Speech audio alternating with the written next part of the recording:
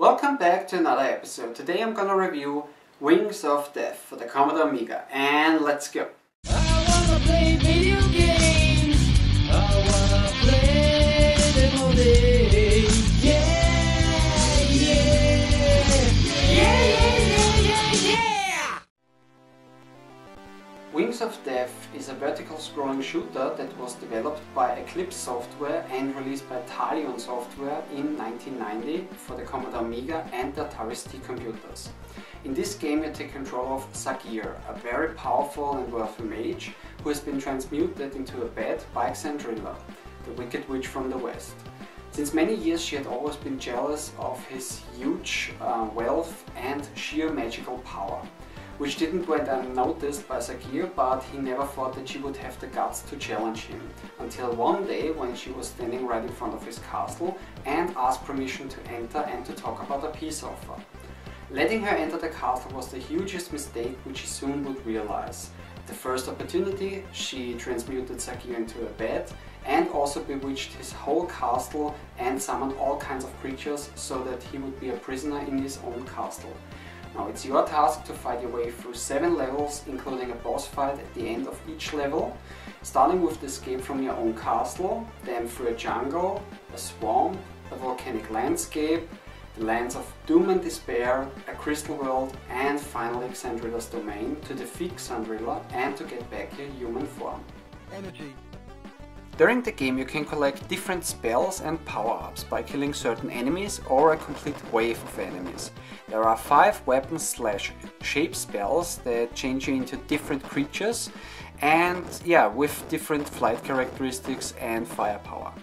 There is the insect, which is fast and agile but has weak firepower. Then the bat, which is also agile and has weak firepower.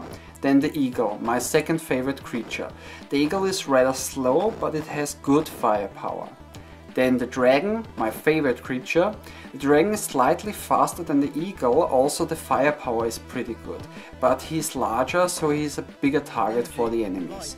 And the last one is the griffin. The griffin is as fast as the dragon, but he's a little bit bigger and has the strongest firepower. Each weapon has 5 power levels, which can be increased by collecting the same weapon spell several times. Changing a weapon always causes the weapon strength to be set back into its lowest. Beside the weapon/shape spells, you can also collect a smart bomb that destroys every enemy on the screen. Then 2 kinds of drones that either circles around you or seek and destroys enemies by its own. Then there is a wing, which increases your agility, an A that gives you automatic fire, an Ankh which gives you an extra life, the heart fills up your life bar. The S is a shield which makes you invulnerable for a short time. The skull is an evil spell which primarily affects your weapon power level and also your agility if you collected the wing in a negative way.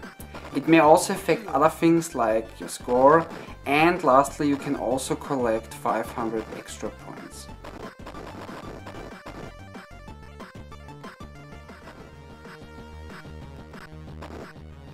I have to say the game is pretty hard, but thankfully you have 4 continues before it's game over.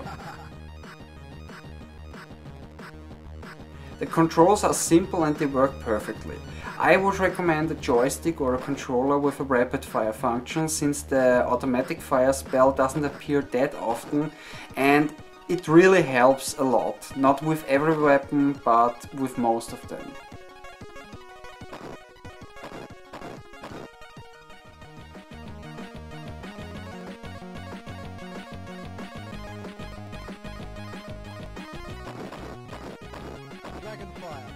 The graphics are beautiful, they are colorful and just look good. The sound effects are good and the music is just amazing in my opinion.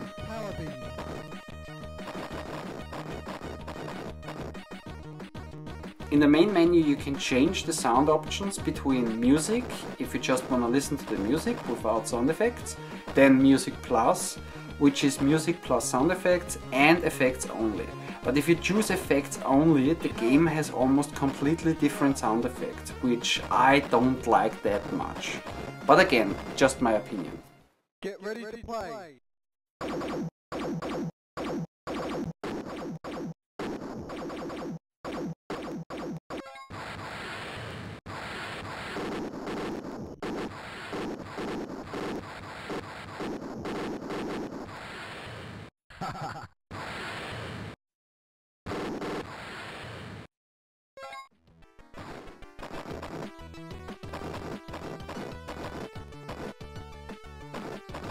There's only one thing that I would criticize in this game. And it is that when you finish a level and come to the next one, you lose all firepower levels, so you always start with the weakest one.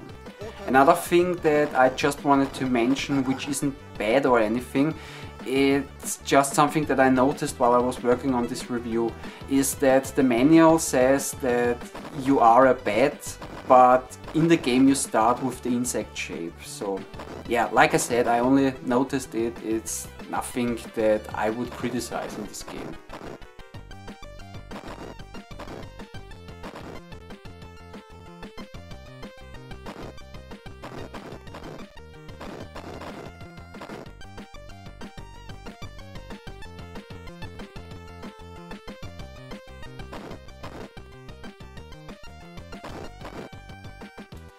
In the end, I think Wings of Death is an awesome shooter with great graphics and an amazing soundtrack, and I would recommend it to every shooter fan.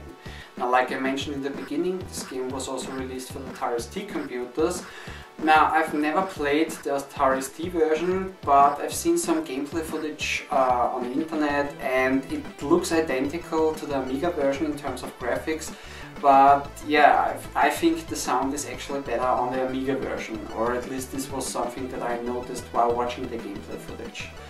Now, 1 year later, in 1991, Eclipse Software released a sequel called Lethal Access. And yeah, in this game the story continues, but it takes place in the far future, so you're flying around with a spaceship.